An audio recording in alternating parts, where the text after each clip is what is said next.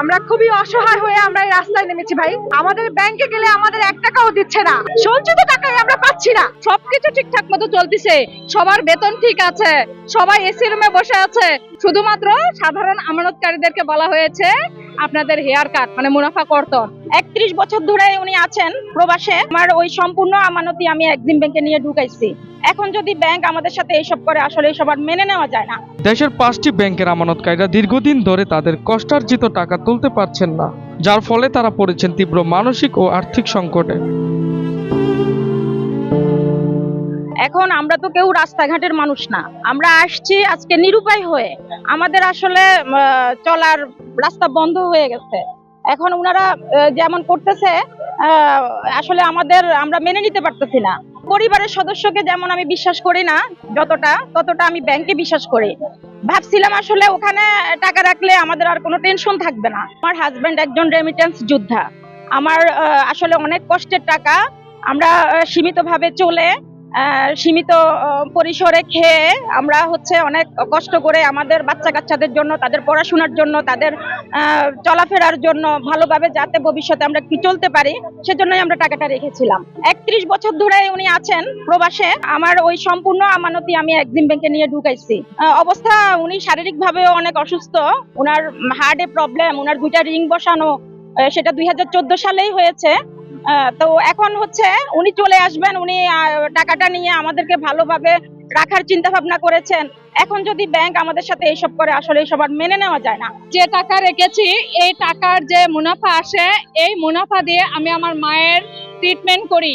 আমার মা অসুস্থ, আমার মায়ের 8টা সার্জারি হয়েছে, এখনো উনি অনেক জটিল রোগে আক্রান্ত। এই মুনাফা দিয়ে আমি আমার মায়ের চিকিৎসাটা করাতাম, কিন্তু এখন যখন আমি আমার মায়ের ট্রিটমেন্ট করাতে পারতেছে না, আমি আমার মায়ের ট্রিটমেন্টের সকল কাগজ নিয়ে আসছি।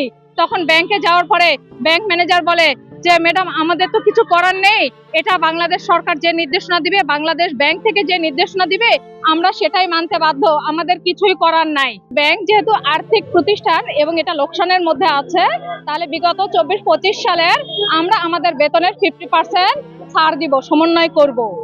ওনারা এটা করেননি, ওনারা ওনাদের বেতন 100% নিয়ে যাচ্ছেন। কিন্তু আমরা যারা তিলে তিলে পয়সা জমাইছি, আমরা যারা এই যে স্বল্প টাকা দিয়ে আমাদের পরিবারের চিকিৎসা খরচ, ঘর ভাড়া দিয়ে যাচ্ছি, ওনারা এটার উপরে হেয়ার কাট করেছেন। যে এখানে যারা ব্যাংক লুটপাট করেছে, তাদের প্রতিষ্ঠান ঠিক মতো চলতেছে, সবকিছু ঠিকঠাক মতো চলতেছে, সবার বেতন ঠিক আছে, সবাই এসি রুমে বসে আছে, সব প্রতিষ্ঠান ঠিক মতো চলতেছে। শুধুমাত্র সাধারণ আমানতকারীদেরকে বলা হয়েছে আপনাদের হেয়ার কাট মানে মুনাফা কর্তন। আমরা আমানতকারী, অথচ আমাদের আমানত নিয়ে যারা খেয়ানত করলো এবং যারা এই লুটপাটের মধ্যে অংশগ্রহণ করলো, মাননীয় গভর্নর দেখা যাচ্ছে তাদের পক্ষ অবলম্বন করে আমাদের দিকেই মানে আমানতকারী দিকেই জরিমানার খাতাটা খুলে দিল এবং সে আমাদের কাছ থেকেই এই লভ্যাংশ কেটে নিয়ে উনি পরবর্তীতে অ্যাডজাস্ট করতে যাচ্ছে। এটা টোটালি অমানবিক। এই হেয়ার কাট প্রসেস বাংলাদেশের আগে কখনো আমরা দেখি নাই। আমরা খুবই অসহায় হয়ে আমরা এই রাস্তায় নেমেছি ভাই।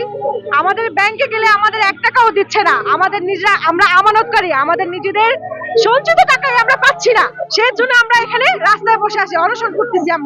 আমাদের টাকা তারা 1.5 বছর ধরে এই টাকা নিয়ে আমাদের ঘোরাচ্ছে, আমাদের টাকা দিচ্ছে না, বলছে ব্যাংক ঠিক হয়ে যাবে। আমাদের সেই আশ্বাস দিল, আমরা সেই আশায় ছিলাম, সবাই চুপ ছিলাম। বললো যে ব্যাংক ঠিক হয়ে যাবে, বললো যে আমাদের 2 লাখ টাকা করে দিবে জানুয়ারি থেকে, 2025-এ হ্যাঁ প্রাথমিক অবস্থায় 2 লাখ টাকা করে দিবে। কিন্তু এখন সেই টাকাও আমরা এখন পাচ্ছি না। আমাদের ব্যাংকে গেলে বলছে, আমাদের বিভিন্ন অজুহাত দেখাচ্ছে, আমাদের টাকা এটা হয়েছে সেটা হয়েছে।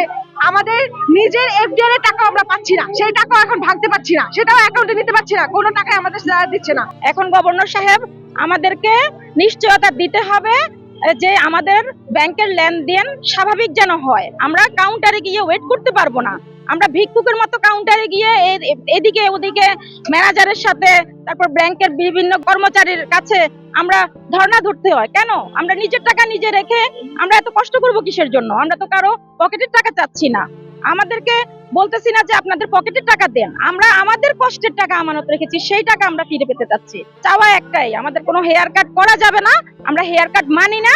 আমাদের 24-25 সালের যেভাবে আমাদের ব্যাংকের সাথে আমাদের কথা হয়েছে, আমাদের লিখিতভাবে চুক্তি হয়েছে, সেভাবে আমাদেরকে দিতে হবে।